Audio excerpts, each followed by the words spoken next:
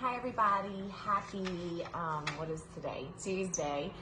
Happy February, and so I just wanted to check in with you guys. I felt inspired yesterday by a conversation with a friend of actually a question that comes up quite often, and I don't know that we've ever really talked about it. So I figured that I would go ahead and kind of give you my spiel on DHEA. Now, not to be confused with DHA, which is obviously fish oil capsules and things that we take omegas. DHEA is actually a hormone in our body that is one of the main communicators for our tissues. So the confusing part about DHEA in my mind is that it's a little bit of adrenals, so stress response, and a little bit of sex hormone. So it kind of pushes to both sex hormones and adrenals. So when you see dysfunction of DHEA, sometimes it can be confusing about where it's coming from. Hence why we love looking at saliva tests, where you can see all of the sex hormones and the cortisol from a salivary sample and kind of mapped out according to your age, time of day, all those things. And then you can get a better idea of kind of chicken and egg, what's causing what. So this patient of mine actually has everything that's low while the cortisol is elevated. And so this is a good example of where her stress hormone, her cortisol, is actually suppressing a lot of her hormones. She actually also has fertility issues, so it's a combined effect there. But what we would do for her is definitely work on her adrenals and then give her something to support all of her hormones kind of boosting up at one time. It is easier often when things are all low together and it's not that one thing is super low and the other is super high. That's a little bit more harder to fix. Can be done, but that causes a little bit more dysfunction, if you will, than everything just being low while the adrenals are high. This is an example of things that we talk about all the time where fertility, and even you know, patients say, oh, well, my period was off last month. I guess I was stressed out. And I think that growing up, you know, you're kind of made to believe, is that true or not? Absolutely, it's true.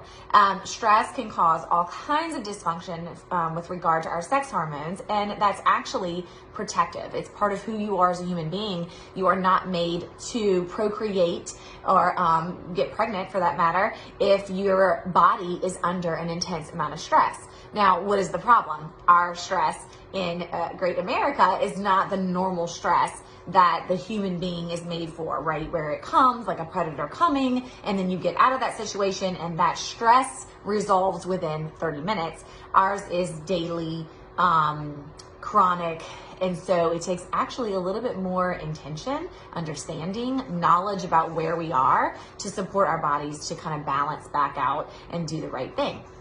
That is partly why we love our saliva test. So on the other hand, what if the DHEA is super high and other things are low? Okay, so what does that mean? Well, what does DHEA do? I think of, and this kind of came to me last night, and I said, oh, this is such a great analogy on the cuff of this Super Bowl game. So DHEA is kind of like your kicker or your punter in a football game, okay? So DHEA kicks off, kind of goes out there, and it kind of looks for all these different sex hormones and adrenal tissues and all these different things, and it says, hey, who wants me, right? And so it's kind of like a race to the finish. So whoever responds to what the DHEA is coming at them with is who wins.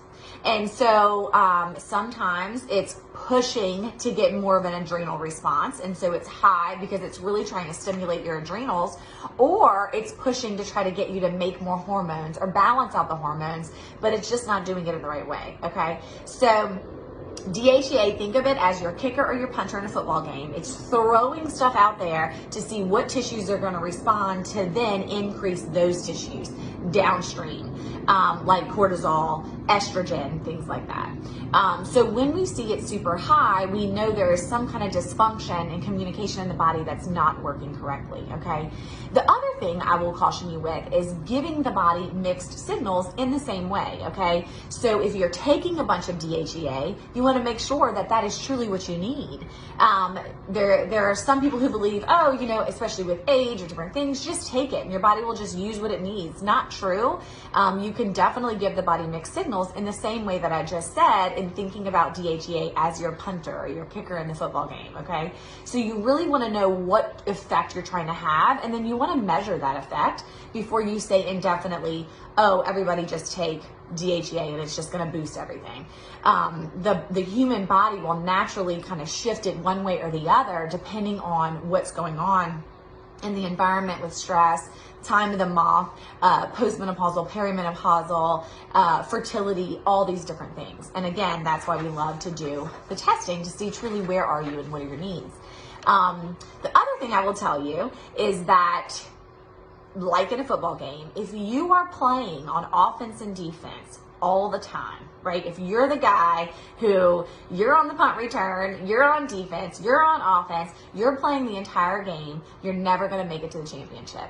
So, do you want to do something or put your body into a state that is always ongoing? And I think that is one of the things that we struggle with in the world today, you know, the always on world. And I am at fault for that too, because you want to do all the things for all the people all the time. But truthfully, knowing when to do a rest and a reset, which there's a lot of talk out there about that, and it is very good, is super important. And so again, if you're just taking things to then support your body to only do more, you need to really be careful and have checks and balances with that. Again, know where your adrenals are. Know if your DHEA is pushing too high or not working at all for you. You've run out. At any moment in time, if we are always on, we're playing offense, defense, kickoff, punt, return, you're gonna run out and you're not gonna make it through the championship game.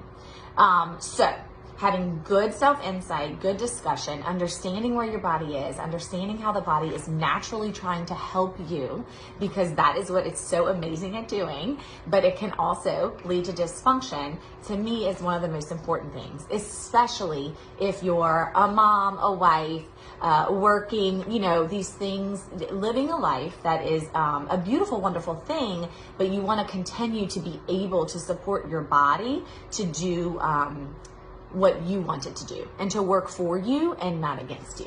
So the take-home message today is that DHEA is a very cool hormone that actually talks to everything in our body. We love to test it and talk about it. Know what your number is and know kind of if it's high or low, why it may be that way. Have some insight into it, and then it's very easy to fix, adjust, and keep you healthy and living your best life. Bye.